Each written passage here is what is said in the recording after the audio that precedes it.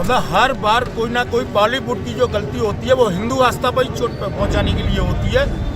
और इसमें सबसे बड़ी शर्म की बात तो अब आई है कि जो राधा रानी और कृष्ण के नाम का खाते हैं, ब्रज क्षेत्र में नहीं, हिंदुस्तान में भी संत जितने हैं, भागवताचार्य कोई भी है, वो खाते तो भगवान का नाम का है। और गाली जब पड़ती है भगवान को, या गाली कोई देता है, या भगवान की निंदा जब कोई करता है, तब कोई संत भागवताचार्य तब नहीं आता है। क्यों नहीं आता है?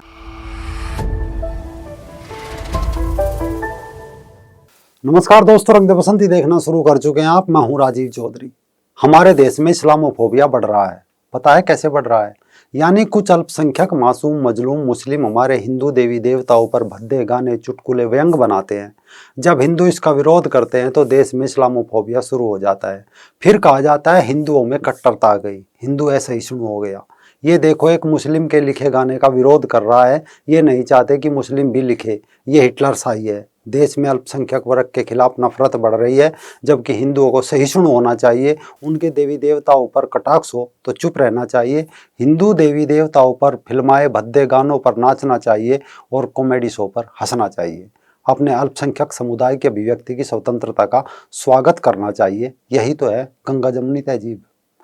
अब देखिए, गाना लिखने वाला है सारिब असलम तोसी, और उसने जो गाना लिखा है, गाने के बोल है मधुबन में राधिका नाचे राधिका, जबकि गाने में जो नाच रही है वो इनकी खाला सनी लियोनी है।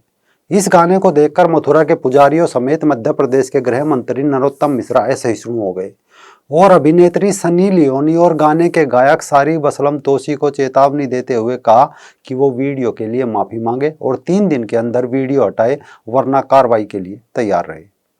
मैं फिर वही बात दोहराऊंगा कि ये जो कुछ विधर्मी हैं जो हिंदी आस्थाओं को लगातार चोट पहुंचा रहे हैं,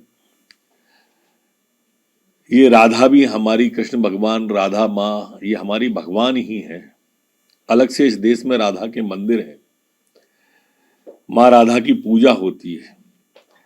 ये साकिब तोसी जो है ना, एक आध गीत अपने धर्म पे बना सकते हैं ऐसा? हमारे धर्म की आस्थाओं, हमारी आस्थाओं पर चोट जरूर पहुंचाती हैं। मैं सन्नी लियोनी जी से शाकिब तोसी जी को हिदायत दे रहा हूं कि समझें और संभलें। विधि विशेषज्ञों से राय लूंगा। 3 दिन में अगर इनने माफी मांगी या हटाया नहीं उसे, तो हम कानूनी कार्रवाई इन पर कर देंगे। दरअसल बॉलीवुड का ये खेल समझिए, जिसे कहीं ना कहीं पीछे से बैकअप जरूर मिल रहा है, वरना हर महीने ये तीर ना चलाए जाते। ये बिल्कुल आसान सा गेम है सनातन धर्म को बदनाम करने का। जैसे इनसे कहा जाता हो कि आप लोग हिंदू आस्था, धर्म, देवी देवताओं को लेकर कुछ विवादित बनाओ, जिसे देखकर हिंदू ताव में आएंगे। जैसे ही वो ताव में आएंगे, कुछ बोलेंगे, हम वो वीडियो कट करके दुनिया में वायरल करेंगे कि देखो भारत में अल्पसंख्यक समुदाय के विरुद्ध कैसे कट्टरता पनप रही है। फिर इस पर विश्व भर के तथाकथित उदारवाद की चटनी चाटने वाले लेखक, पत्रकार बड़े बड़े एडिटोरियल विश्व भर के अखबारों में दे मारेंगे। हालांकि हर बार इनके उदाहरण वही होते हैं, अखलाक, पहलू खां, फलाना ढिमका। यानी हर बार बड़ी सफाई से इस बात को छिपा लिया जाता है कि ये कथित अल्पसंख्यक टीवी विज्ञापन, कॉमेडी शो, गाने के बोल, मूवी के डायलॉग के नाम पर कर क्या रहे हैं। किसी हिंदू नेता, संत, महात्मा का ये बयान क्यों आया, क्या कारण रहा? जैसे हाल ही में कई जगह, कई प्लेटफार्म पर आपने देखा होगा कि खबर बनाई जा रही है कि हिंदू कट्टरता के चलते मुनव्वर फारूकी के शो रद्द। क्या कभी ये सवाल उठाया गया, किसी ने व्यंग जिहादी मुनव्वर फारूकी से पूछा है कि आप राम, कृष्ण, लक्ष्मी माता पर भद्दे चुटकुले सुनाते हो, क्यों ना एक शो पैगंबर आयशा फातिमा पर भी कर लिया जाए?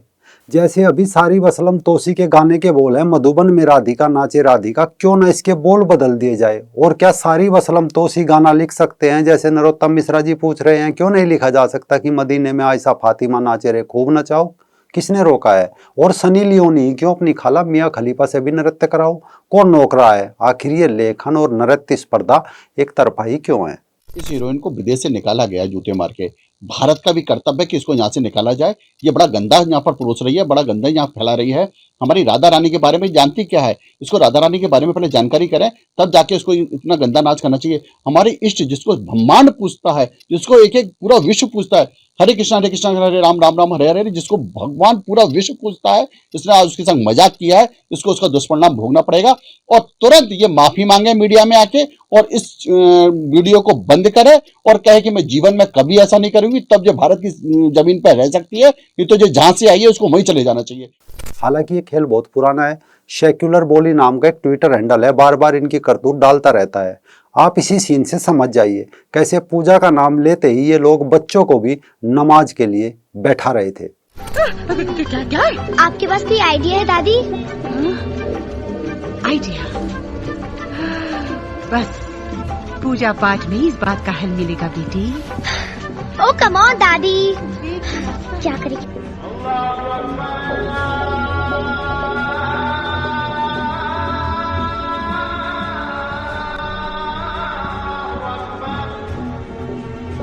अंजलि की शादी दिसंबर से पहले नहीं हो सकती।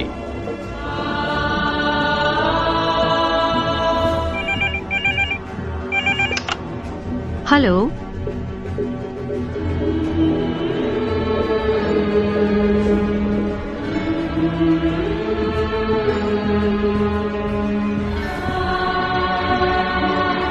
खुदा की रहमत का सुना था, आज देख भी लिया।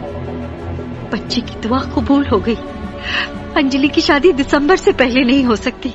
सवाल और इनकी करतूत बहुत है, 4 घंटे भी अगर हम प्रोग्राम करेंगे तो खत्म नहीं होंगे।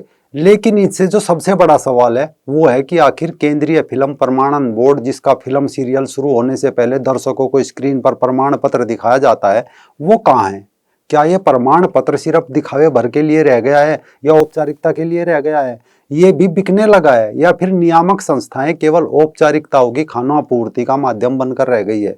सेंसरशिप कागजी शब्दावली का एक शब्द बनकर रह गया तथा सेक्युलरिज्म अभिव्यक्ति की आड़ लेकर व्यापक पैमाने पर सिनेमा के माध्यम से हिंदू धर्म, धार्मिक प्रतीकों, भगवान, पूजा पद्धति, आस्था, हिंदू ऐतिहासिक वीर नायक नायिकाओं के विरुद्ध विधिवत षड्यंत्र के तहत फिल्मों, धारावाहिकों, कॉमेडी का निर्माण किया जाने लगा। आखिर हिंदू विरोध, देवी देवताओं एवं धर्म को अपमानित करने की खेप पर खेप इंटरनेट के माध्यम से लगातार कहां से और क्यों पहुंचाई जा रही है? सूचना प्रसारण मंत्रालय कहां सो रहा है? जो हिंदू धर्म से नफरत करने वाले फिल्म निर्माता, निर्देशक, पटकथा लेखक बेलगाम होकर ये माल परोस रहे हैं, जिनके निशाने पर सिर्फ और सिर्फ हिंदू धर्म एवं उनकी आस्था है, धार्मिक स्थल व प्रतीक है। कहाँ है सेंसर बोर्ड? गायब हो गया, मर गया, इसका रस्म उठाला हो गया, इसकी तेरहवीं हो गई। कोई तो इस बात का जवाब दे सकता है।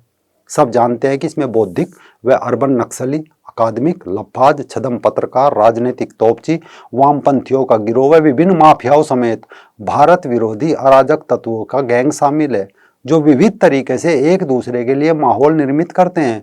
हिंदू धर्म में उसकी व्यवस्था तथा आस्था इनके लिए आसान सा लक्ष्य बन गई है। सरकार को इस पर ध्यान देना चाहिए। इस नफरती कुचक्र पर कानून लाना चाहिए। आखिर हर तीसरे दिन ये खेल क्यों खेला जा रहा है?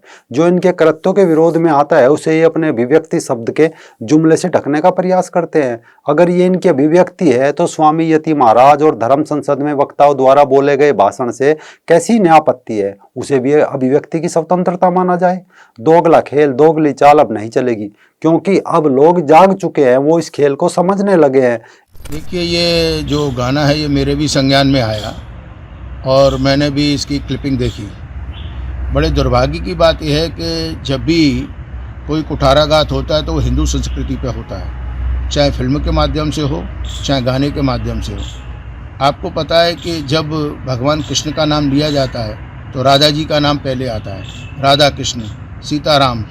तो मैं समझता हूँ कि क्योंकि इसकी पुनरावृत्ति होती रहती है और हम लोग कहते हैं और फिर चुप हो जाते हैं, और इसमें मैं उनको भी इक्वल दोषी मानता हूँ जिन्होंने इस गाने को फिल्माया, क्योंकि एक्टर का काम होता है एक्टिंग करना और ये डायरेक्टर और प्रोड्यूसर होते हैं कि वो किस गाने को उससे गब्बाएं।